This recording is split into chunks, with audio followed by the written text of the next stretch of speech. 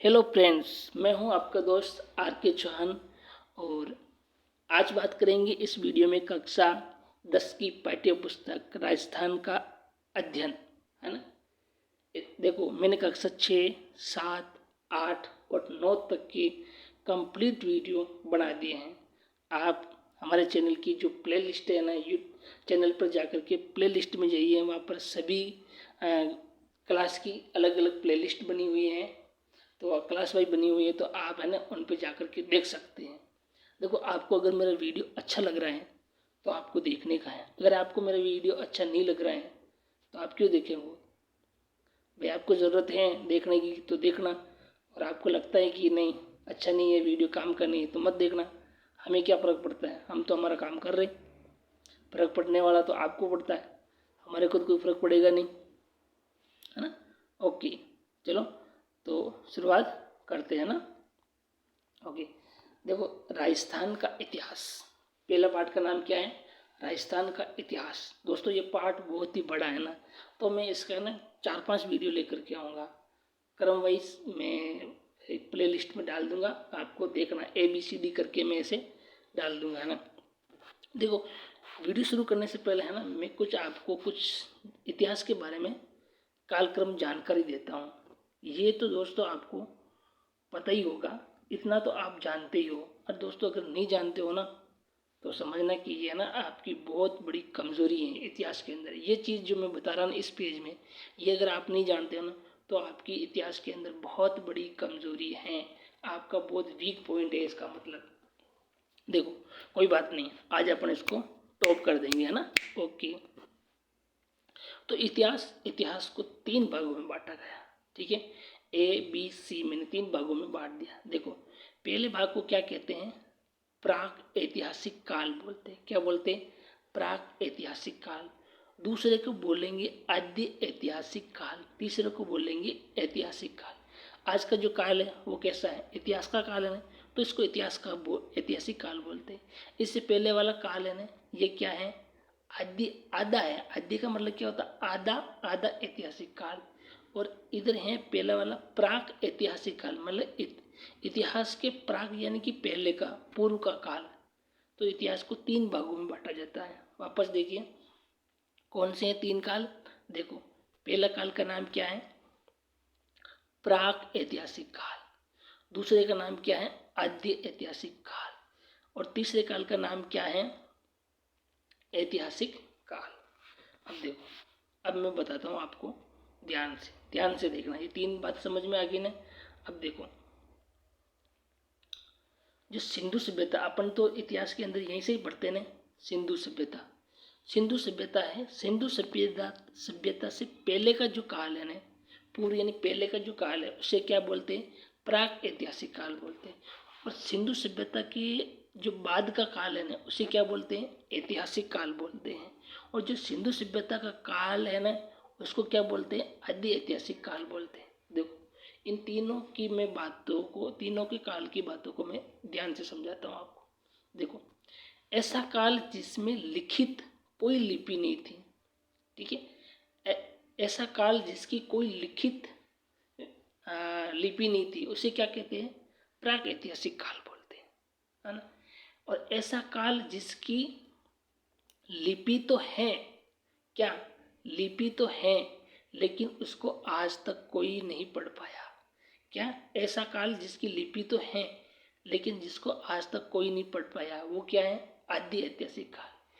और ऐसा काल जिसकी लिपि भी है, जिसे पढ़ा भी गया, वो क्या है? ऐतिहासिक काल। क्या है? ऐतिहासिक काल। समझ गए होगे ना दोस्तों? अब तो समझ गया ना? वापस बताऊं? चलो एक बार वापस बता देता हूँ, ठीक है। ऐसा काल जिसकी कोई लिपि उपलब्ध नहीं है, वो क्या है? प्राग ऐतिहासिक काल। और आदि ऐतिहासिक काल जिसकी लिपि तो उपलब्ध है, लिपि यानी कि भाषा, लिखने की विधि है ना, भाषा तो, लिपि तो उपलब्ध है, लेकिन उसको आज तक कोई नहीं पढ़ पाया। जितने भी जो शिलालेख है, जो भी स्रोत है, जिसको अपन पढ़ नहीं पाए वैज्ञानिक लोग आज तक, वो सब किसके हैं? आदि ऐतिहासिक युग के हैं। और जिसकी लिपि है और उसको पढ़ा जा सकता है, वो क्या है? आदि ऐतिहासिक काल है। इतना आप सब जान चुके हो, है ना। अब आदि ऐतिहासिक काल है, इसको भी 3, सॉरी, पूर्व जो ऐतिहासिक काल है इसको 3 भागों में बांट दिया गया। पूर्व पाषाण काल, पाषाण का मतलब होता है पत्थरों के काल, यहाँ पर पत्थरों के ही औजार होते थे, है ना, धातु के औजार नहीं होते थे। सभी जो औजार होते थे वो पत्थरों के थे, है ना। तो ये इस काल को 3 भागों में बांटा गया है। 3 काल कौन से हैं? पूर्व पाषाण काल, मध्य पाषाण काल और नव पाषाण काल। और सिंधु सभ्यता का जो ये काल है, ये कौन सा था? आद्य ऐतिहासिक काल। देखो, सबसे पहले पत्थरों के उपकरण आए थे, उसके बाद में तांबे की खोज हो गई थी, तो तांबे के उपकरण आए थे। तांबे के बाद में कांसा बनाना सीख गए थे, तो फिर कांस्य युग आया था। और उसके बाद में सबसे लास्ट में आया था लोहा युग। तो आपको ध्यान में रखना कि ये जो युग आया ना, ये जो काल आया ना, इसका क्या क्रम था। पहले था पत्थर का, पहले पत्थर के औजार थे, फिर तांबे के औजार बनाए जाने लगे थे, फिर कांसे के बनाए जाने लगे थे, और फिर लोहे के उपकरण बनाए गए थे। दोस्तों, जहाँ कहीं से भी लोहा मिलाना वो सब क्या है? ऐतिहासिक काल के।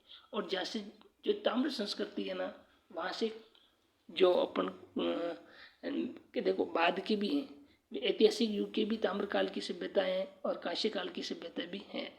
लेकिन जो देखो, जो कांस्य काल की सभ्यता थी ना, वहाँ के जो लेख है ना वो आज तक पढ़े नहीं गए हैं, और ताम्र के भी लेख नहीं पढ़े गए हैं।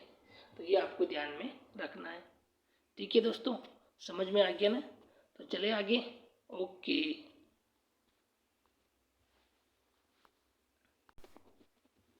हाँ, तो बात करते हैं राजस्थान की प्राचीन सभ्यता, है ना। राजस्थान की प्राचीन सभ्यता, दोस्तों अपने टॉपिक के अंदर 5 ही सभ्यता हैं और आपको 5 ही पढ़नी है। कौन कौन सी? कालीबंगा, गणेश्वर, आहड़, बेराट और बालातर। ये आपको 5 सभ्यता ही पढ़नी है, बाकी दूसरे पर आपको ध्यान नहीं देना है। यही तो चीज़ें हैं कि कौन सी चीज़ें पढ़नी है, कौन सी चीज़ें आपको छोड़नी है, यही तो सिलेक्शन दिलाती है ना। तो आपको ध्यान में रखना है, सिलेबस के अकॉर्डिंग पढ़ना है। ओके। हाँ, तो बात करते कालीबंगा सभ्यता की। कालीबंगा से क्या मिला, क्या नहीं मिला, ये कहाँ पर है, कौन सी नदी के किनारे, वो तो सब आप जानते हो, वो बताने की ज़रूरत नहीं है। अपन सिर्फ काम की चीज़ों की बात करेंगे ना। तो कालीबंगा सभ्यता की खोज किसने की? सबको पता है, अमलानंद घोष ने करी थी, 1952 में करी थी। इसके 10 साल बाद में 1962 के अंदर बीबी लाल और बीके थापर ने यहाँ पर उत्खनन किया था। दोस्तों, यहाँ पर है ना 5 सभ्यता के स्तर मिले। कैसे? 1, 2, 3, 4, 5, है ना। तो ये जो नीचे नीचे के 2 है ना, ये निचला स्तर, भाई निचला स्तर है ना, ये है ना हड़प्पा से पूर्व के, मतलब ये जो सभ्यता है ना 5 बार बसी और 5 बार उजड़ गई, है ना, मतलब नष्ट हो गई सभ्यता। तो ये नीचे की जो 2 स्तर है ना, ये हड़प्पा से पूर्व के अवशेष मिले हैं यहाँ पर। किससे? हड़प्पा से पूर्व के अवशेष मिले हैं। और ये जो 3, 4, 5 ये जो ऊपर का मिलान है, ये हड़प्पा कालीन सभ्यता के अवशेष मिले हैं यहाँ पर, है ना। तो आपको ध्यान रखना है कि कौन सी सभ्यता है जहाँ से कि 5 स्तर मिले हैं। तो वो कौन सी थी? कालीबंगा। ठीक है, 1 और 2 तो थे हड़प्पा से पूर्व के, 3, 4, 5 जो स्तर है वो हड़प्पा कालीन था, है ना। यहाँ से ना बालक की खोपड़ी मिली है, सबको पता है। और उस खोपड़ी के अंदर, जैसे कि ये खोपड़ी है, उसके अंदर कुल 6 छेद मिले थे। कितने? 6 छेद मिले थे। इसका मतलब ये 6 जो छेद है ना, ये किसका प्रमाण देते हैं? शल्य चिकित्सा का। किसका प्रमाण देते हैं? शल्य चिकित्सा का प्रमाण देते हैं। तो आपको ध्यान रखना कि शल्य चिकित्सा के अवशेष कहाँ से मिले हैं? कालीबंगा से मिले थे। दूसरी है आहड़ सभ्यता। ठीक है, 1952 में अमलानंद घोष और 1953 के अंदर आहड़ सभ्यता की खोज अक्षय कीर्ति व्यास ने करी थी। उत्खनन किसने किया था? रतन चंद्र अग्रवाल ने, HD साकलिया ने किया था। और दोस्तों, यहाँ की जो गजब बाती जो अपने याद रखने योग्य है कि यहाँ पर है ना शवों को आभूषणों सहित गाड़ते थे। कहाँ पर? आहड़ के अंदर।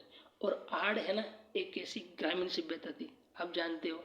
और यहाँ से ना चावल के उत्तम किस्म के चावल के अवशेष भी मिले थे। कहाँ से? आहड़ से। हाँ, चावल के अवशेष मिले हैं आहड़ से, ध्यान रखना। और यहाँ से रंगाई छपाई का कार्य भी किया जाता था। दूसरी आती है गिलुंड सभ्यता। गिलुंड कहाँ है? मेरी होम डिस्ट्रिक्ट राजमंद के अंदर। कहाँ पर है? मेरी होम डिस्ट्रिक्ट राजमंद के अंदर। कहाँ पर है? राजसमंद। कहाँ पर है? राजमंद के अंदर। तो याद रहेगा कि गिलुंड सभ्यता कहाँ पर थी? राजमंद के अंदर। बनास नदी के किनारे थे, इसीलिए इसको बनास संस्कृति कहते हैं।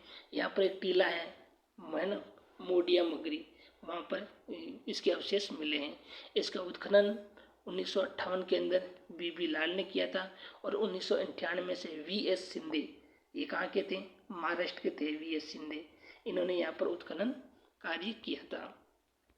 और यहाँ से हाथी दांत की चूड़ियाँ मिली है। यहाँ से क्या किसके अवशेष मिले हैं? हाथी दांत की चूड़ियाँ मिली। तो हाथी दांत की चूड़ियाँ कहाँ से मिली हैं? राजमंद डिस्ट्रिक्ट से, गिलुंड सभ्यता से मिली है। याद रहेगा ना? हाँ, ओके। देखो यहाँ पर है ना पक्की ईंटों के अवशेष प्राप्त हुए हैं। यहाँ से पक्की ईंटों के अवशेष प्राप्त हुए हैं, जो कि आड़ सभ्यता से नहीं। ये आड़ संस्कृति का ही विस्तार है, लेकिन फिर भी आड़ के अंदर कच्ची ईंटें मिली हैं, जबकि गिलुंड सभ्यता से पक्की ईंटें मिली है। ये आपको याद में रखना है। आगे हैं दोस्तों बागोर सभ्यता।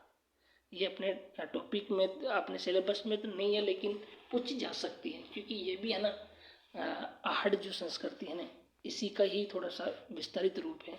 तो आपको ये भी थोड़ा ध्यान रखना है ना। तो यहाँ है ना बागोर सभ्यता कहाँ है? भीलवाड़ा के अंदर है, कोठारी नदी के किनारे। ये सब आप जानते हो। 1967 के अंदर वीरेंद्र नाथ वीरेंद्र नाथ मिश्र ने इसका उत्खनन किया था। और यहाँ से प्राक ऐतिहासिक काल, मैंने बताया था ना, प्राक ऐतिहासिक काल यानी कि सिंधु सभ्यता से पहले के अवशेष मिले हैं। कहाँ से?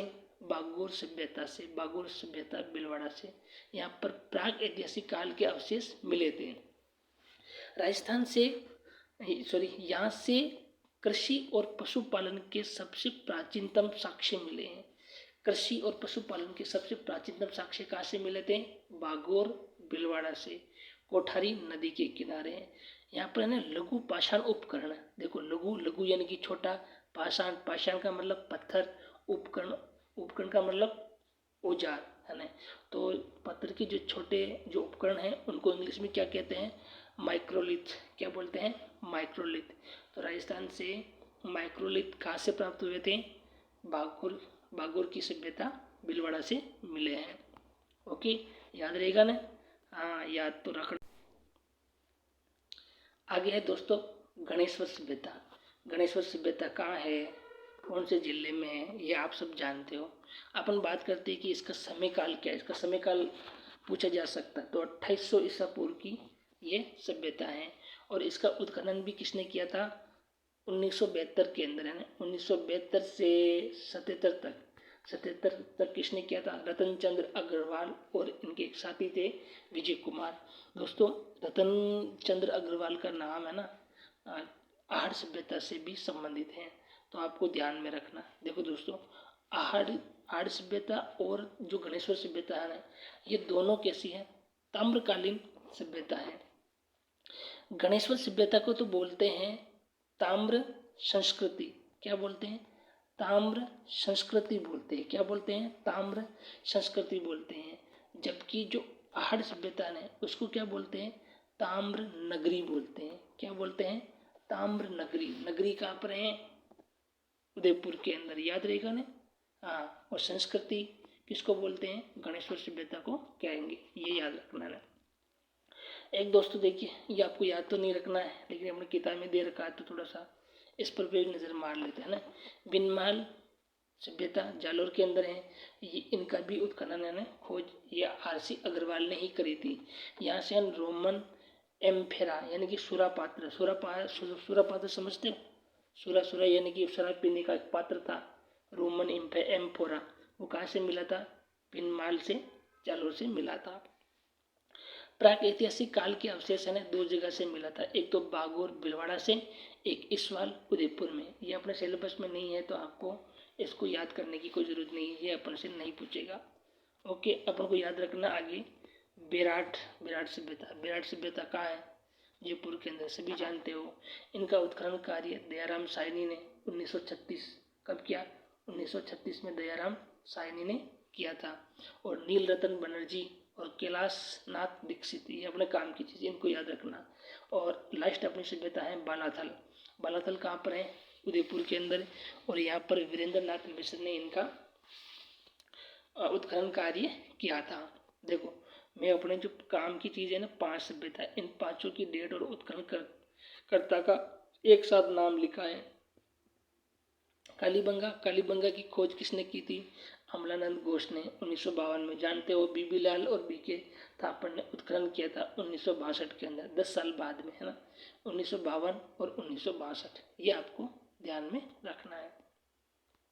और आहड़ की खोज 1953 के अंदर अक्षय कीर्ति व्यास ने करी थी।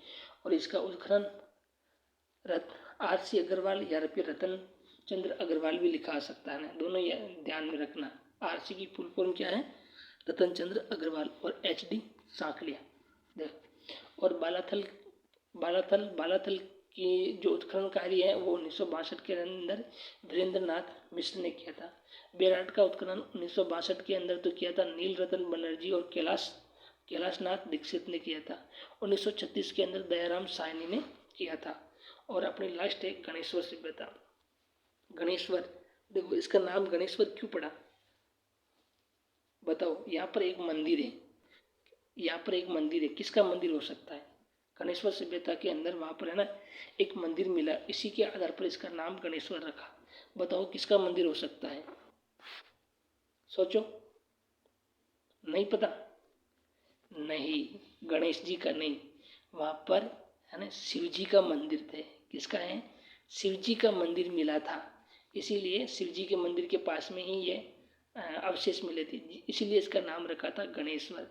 देखो, इसके नाम में पीछे नहीं लिखा है ईश्वर है ना, हल्देश्वर, नाम समझते ना, हल्देश्वर महादेव मंदिर, नीलकंठ महादेव, है ना, ये सब शिव जी की तो नाम है। ईश्वर जिसके भी पीछे लगता है वो, तो यहाँ पर है ना शिव जी का मंदिर मिला था। चलो, गणेश्वर सभ्यता है ना, इसका उत्खनन किसने किया था? RC अग्रवाल ने। और इनके साथी कौन थे? विजय कुमार था। देखो दोस्तों, RC अग्रवाल दोनों जगह आ रहा है ना, आहड़ में भी आ रहा है, इधर देखो आहड़ में भी आ रहा है और गणेश्वर के अंदर भी आ रहा है। दोनों ही संस्कृति कैसी है? ताम्रकालीन संस्कृति है। तो आप इसको ऐसे भी याद कर सकते हो। आहड़ से है ना रतन चंद्र अग्रवाल को क्या मिली थी? तांबा बहुत मिला था, तो उसने क्या बना दी थी? साकड़ बना दी थी। क्या बना दी थी? साकड़ बना दी थी तांबे की। और गणेश्वर से है ना इनको क्या, गणेश्वर से इनको है ना तांबा बहुत मिला था, तो इन्होंने तांबा मिला तो ये क्या हो गए थे? विजय बन गए थे। सभी जो उत्खनन करता है उन सब में क्या बन गए थे? विजय बन गए थे। तो विजय से आप याद रख सकते हो कि इनके साथी कौन थे? विजय कुमार थे। धन्यवाद दोस्तों, ये वीडियो भी अपना पूरा हो चुका है। वीडियो कैसा लग रहा है ये आपको नहीं बताना है, वीडियो के अंदर क्या कमियां रह रही हैं, किन कमियों को दूर करना है, ये आपको बताना है ना। ओके, धन्यवाद।